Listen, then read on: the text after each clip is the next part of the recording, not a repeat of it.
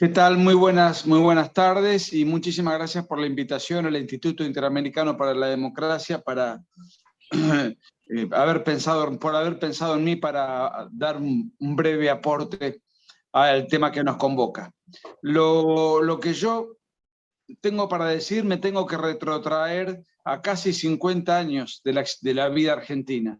En 1970 la Argentina fue agredida militarmente por organizaciones guerrilleras, subversivas, terroristas, particularmente dos muy numerosas y famosas: ERP, Ejército Revolucionario del Pueblo, de inspiración guevarista, y Montoneros, una organización de ultraizquierda terrorista. Entre ambas organizaciones, la justicia evaluó que aproximadamente contaban con 25.000 combatientes. Fueron las fuerzas más militarmente de guerrilleras irregulares más numerosas y mejor preparadas de la época en el mundo.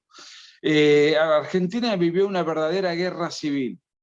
Los militares lucharon contra esa agresión, contra el orden constituido, fundada en acciones de guerrilla, de terrorismo, de secuestro, crimen político, en fin.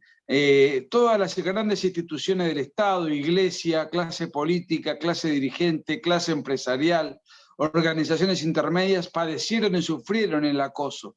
Lo que pretendían estas organizaciones era tomar el poder del Estado para llevar adelante una revolución de inspiración comunista. Quiero aclarar que 6.000 de esos guerrilleros fueron capacitados en los campos de entrenamiento para guerrilla y terrorismo de Cuba.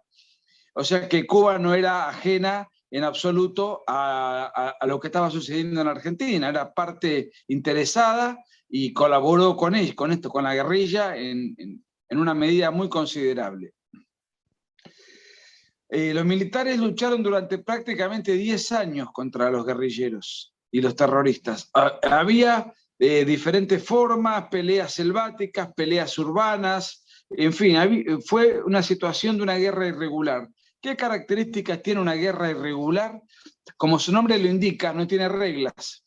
Entonces, el exceso está a la vuelta de la esquina. Fue un verdadero baño de sangre que vivió el país. Ahora, yo no quiero contar historia, pero me vi obligado a hacerlo. ¿Por qué razón?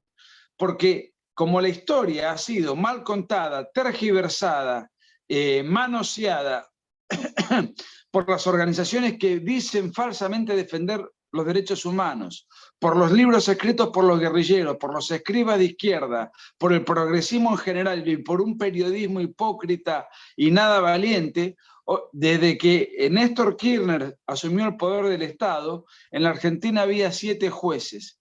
De esos 7 jueces le hizo un golpe de Estado a la Corte Suprema de Justicia, sacó 4 y puso 4. 4 contra 3. Entonces, ¿qué se decidió? Se decidió empezar a llevar adelante una caza de brujas contra los militares que combatieron a la guerrilla y el terrorismo de varias décadas atrás. Afortunadamente la combatieron de manera victoriosa, le pudieron ganar. O mejor dicho, los argentinos le pudimos ganar la guerra al terrorismo con el auxilio de las Fuerzas Armadas. De ahí en adelante, violentando un montón de principios constitucionales básicos, nebis in idem, irretroactividad de la ley penal más benigna, cosa juzgada, prescripción, etcétera.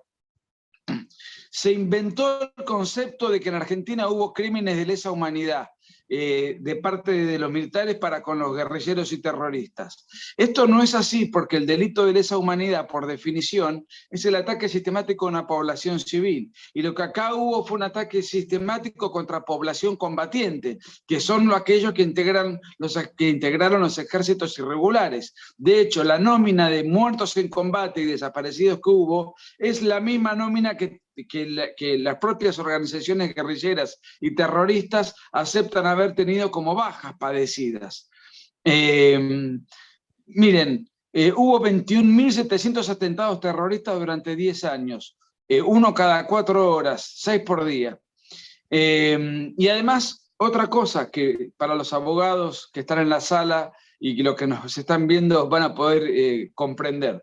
El delito de lesa humanidad se incorpora en el derecho argentino durante la presidencia de Fernando de la Rúa, es decir, en el año 2000. O sea que el delito de lesa humanidad no existía conceptualmente, no estaba tipificado en la década del 70 en la Argentina.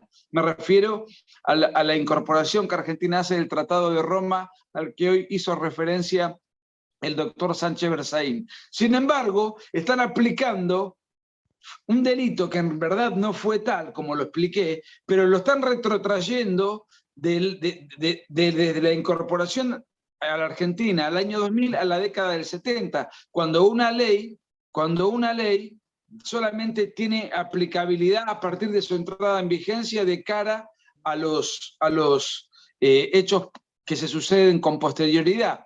En este momento hay 3.000 militares presos en Argentina, 3.000, en su mayoría octogenarios, en cárceles comunes, ni siquiera en cárceles militares, ni tampoco en arresto domiciliario, siendo que a partir de los 70 años, según el Código Penal en Argentina, corresponde el arresto domiciliario. Pues estos episodios ocurrieron hace 50 años. Imagínense la edad de los 3.000 militares presos en cárceles comunes, de los cuales 800 se murieron en cautiverio. Ningún partido político del sistema, ni siquiera durante la breve transición del tibio, timorato y pusilánime de Mauricio Macri, se animó a cuestionar estos juicios en donde los jueces y fiscales y la Corte Suprema abiertamente está prevaricando.